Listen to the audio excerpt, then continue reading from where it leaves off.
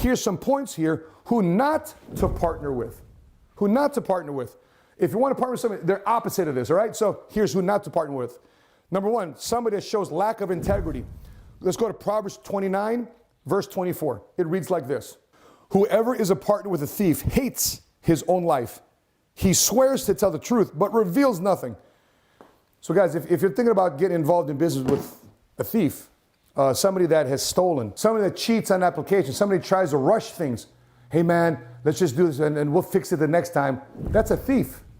You know, oftentimes I'd say, you know, I just let this person have a pass. I forgive them. Yes, no problem, you forgive them, but that doesn't mean you go in business with them, because he who partners with a thief hates his own life. Because you have to think to yourself, would I do that? Well, my partner is, so why do I put up with it? Number two, somebody not to partner with. Somebody that has high amount of anger and temper. Now, I say this tongue in cheek because growing up, I was a very angry boy. I say this tongue in cheek because the military did nothing but hone that anger into its own weapon. But when I left the military, I was no longer that person. And when I came into the faith, I was no longer that person. I was baptized. I'm a new man. I'm a new creation. But that doesn't mean I didn't have residual. That doesn't mean I was still dealing with certain things. That doesn't mean that the PTSD within inside me still had not completely washed away. I still had to have those knee-jerk reactions removed from me by creating new habits to make sure that I didn't have the amount of anger and temper I had when first leaving the military. However, when you partner with somebody like that, you have to ask, okay, well, is this person quick to temper? Listen, we had an incident one time. We had an after party, and tempers are flaring, right? And we had a moment right there. I said, listen, do we get into this as a fight? Really? We're grown men. Are we really getting into a fight? Or are we going to be better about this? I said, listen, let's not let tempers flare. Let's think about the overall picture about what's about to happen, or potential distractions are going to happen to having to answer to this type of situation. Do we want that really in our life? Do we want our business and our family name to be branded with this type of situation? The answer is no. So I'm not buying into my anger. I'm not buying into my temper. I don't have to be right. This person wants to come across us. The person wants to disrespect us. I got it. But I'm not getting baited into a fight. We're grown people. We're mature people. We can sense and reason out.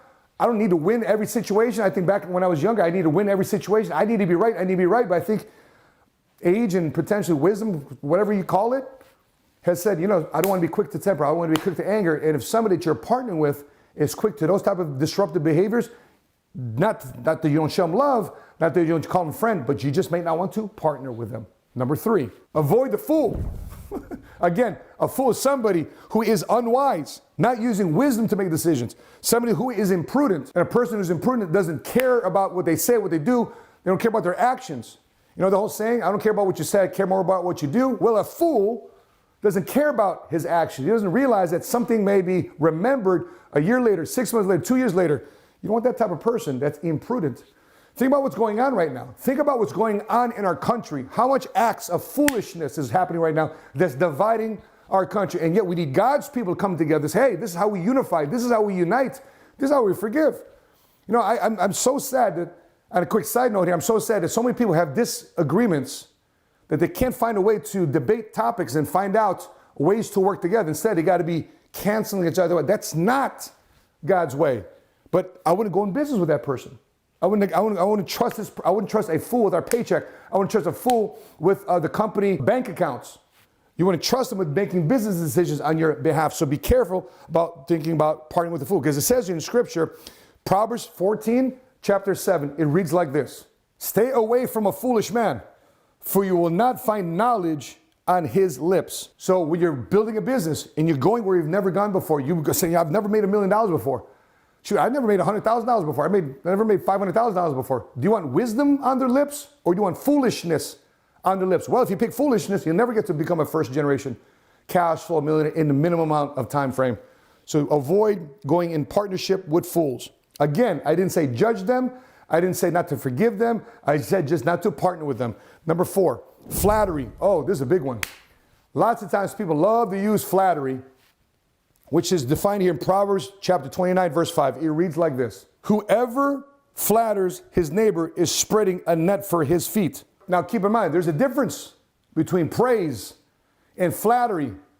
Praise is about commending your behavior. Flattery is it's like more like smooth talk. They're just trying to stroke your ego.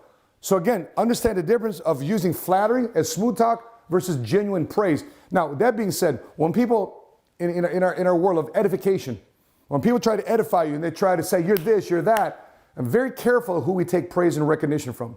I'm very careful who I take flattery from. Wife, no problem. Certain counselors, yes. But in the general public, there's only very few people that are used to use flattery or praise, because I don't need, the last thing I need in my life is to be flattered just to be smooth talk with the wrong people. Last but not least, gossip. You got to avoid the gossipers. Man, let's look at Proverbs chapter 20, verse 19. It reads like this. A gossip betrays a confidence, so avoid a man who talks too much. I remember one time a person in our industry, they're saying, hey, I want you to do business with us. Why should we do business with you? Because we do this. Awesome, very cool.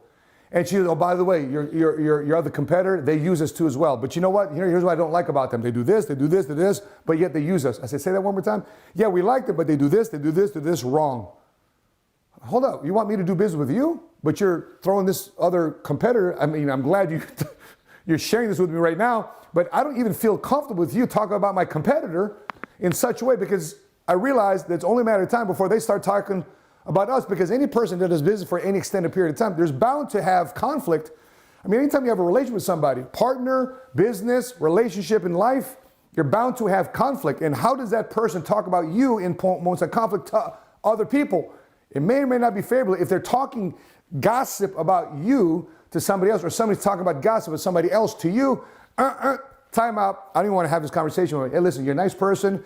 I appreciate your desire to want to come and do business with us and partner with us, but no thanks. These are the type of people I avoid. When I hear gossip about other people, I automatically shut that stuff down. You know why? Because I already feel bad for the other person receiving this, talking behind their back. I feel it's called backbiting and backstabbing. I don't like that type of conversation.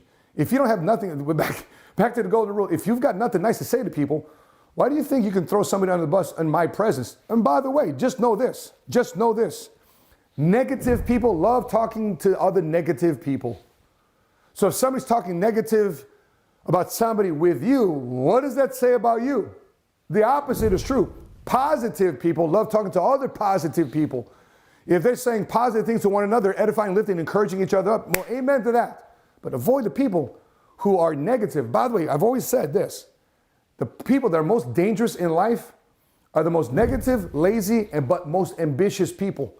They're most ambitious, but they don't accomplish anything. And in return, guess what? They blame everybody else. It's a toxic behavior. Those folks are the best gossipers. So avoid, if you want to partner with somebody, avoid somebody who has a tendency, is already showing you the tendencies to be a gossiper. So with that being said, guys, I'd love to know your thoughts. What are your thoughts? What's your feedbacks on what King Solomon is writing through the book of Proverbs? How are you receiving it? How are you receiving it based on the people that you found yourself with? The fact that you need to surround yourself with wise counsel, not just being me, myself, and I being in isolation, being behind a computer trying to figure this out by yourself. Listen, there's a reason why we need community.